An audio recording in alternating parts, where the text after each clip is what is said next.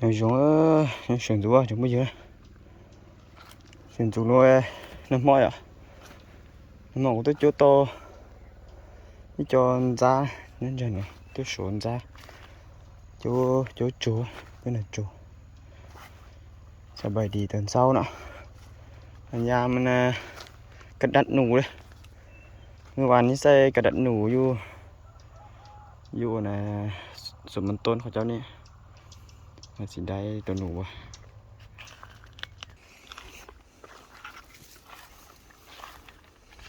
chúng đi chạy đây em mà chỗ chứ chỗ tên mẹ à đây tôi nâng ạ cái tướng không còn chỉ tốn lo tôi màu đây lùa là chỗ chỗ tê trong trang chỉ lấy này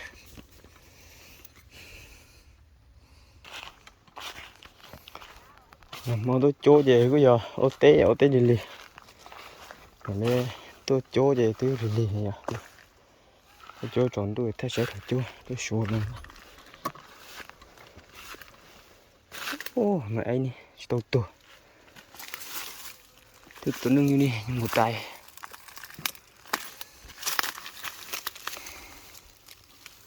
mấy tôi chỗ té mà tôi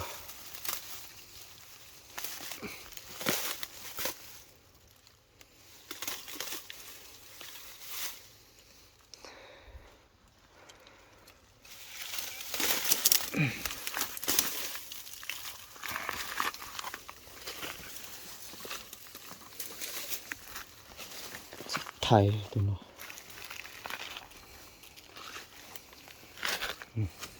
tôi nhà bơi tay nụ nói ạ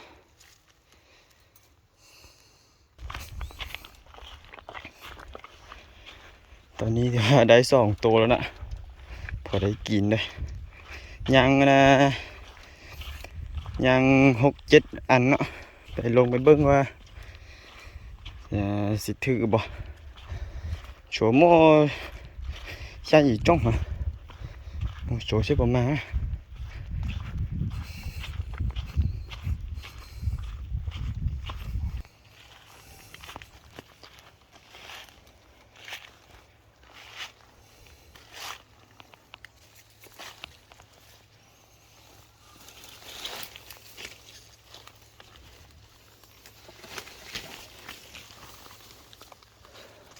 จิมาว่าอันนี้ก็ยังอยู่คือเก่าแหละบ่มีหนูอ่ะเพราะว่าทางคือว่าเกี้ยงอยู่เนาะแต่ว่าบ่มีตัวหนูบ่มีหยังต่อไป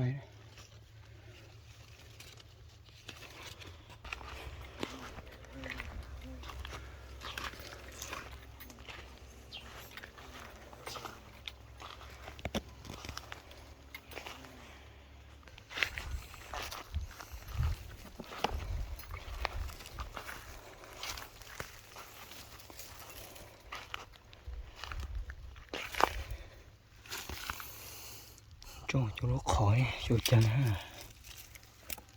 em một chuyện tua mà chuyện nọ chứ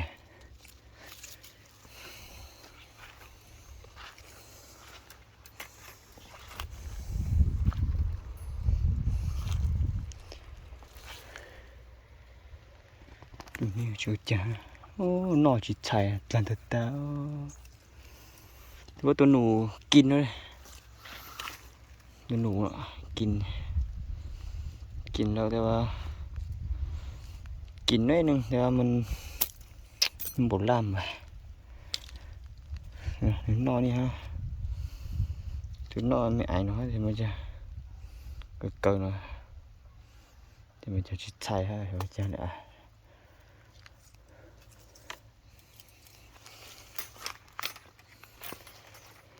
จุ่มของตู้ลูกเนาะขอตู้ลูกเราจะไม่ไอ้เนี่ยไอ้ตรงนี้ฮะจุดเตะ ดูchuột tê nó thôi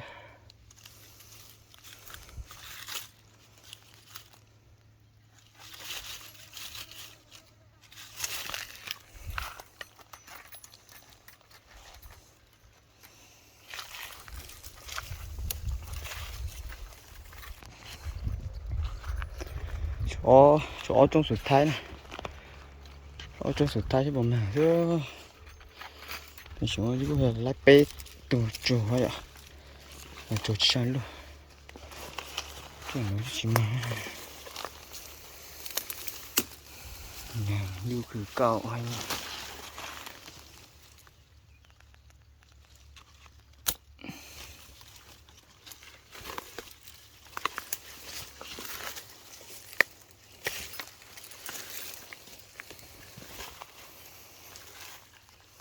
chỗ nào chỗ chá chá này nó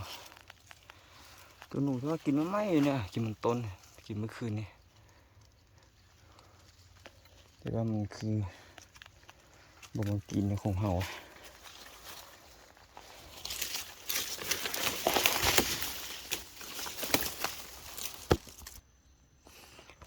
อยู่số tan cho một cầu trong một cầu trong lấy bê từ chuột nữaแต่ว่ายาม10 อันน่ะได้แต่หนูน้อย3 ตัวนี่พอได้กินอยู่ให้อยู่สวนเด้คือว่าเนาะได้สำใดก็เอาสำนั้นน่ะต้องสิให้ได้ละลายหรือว่าได้อย่าให้ได้ตามใจนี่ก็อย่าให้ได้ตัวใหญ่ๆเนาะแต่ว่าจำเป็นเนาะได้สำใดก็เอาสำนั้นเลยชัวตูน้ำมาไตของนอกตัวแค่ตูมาไตเต้าตัวไอ้ตูมาไตอยู่ตัวก็ตัวยันตูตี กี่สูเลยอ่ะมันได้ไอ้น้องมาแกมาไตของนอกตัวไอ้ตัวจริงไอ้ cha tôi to cũng tôi cũng to á lúc này mình nó chỉ thấy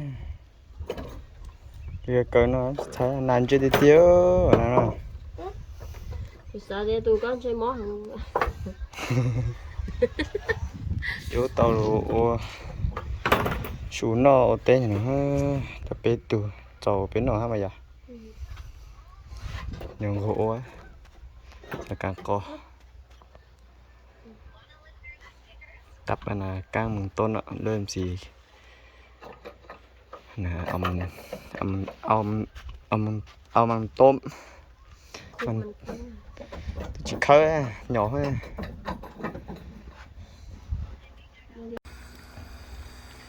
ô cả menu hàu á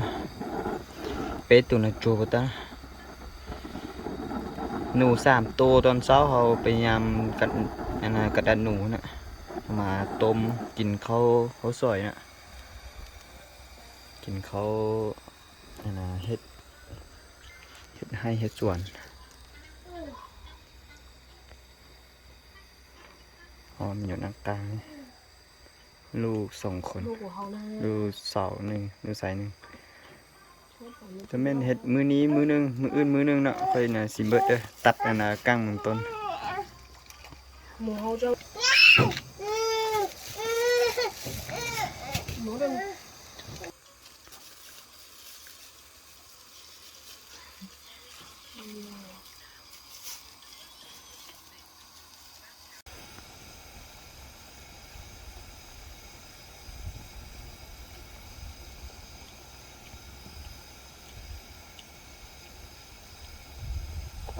เขาเลยก็มาจิ้มๆนะเล่นมันเด็กตาเราก็จะ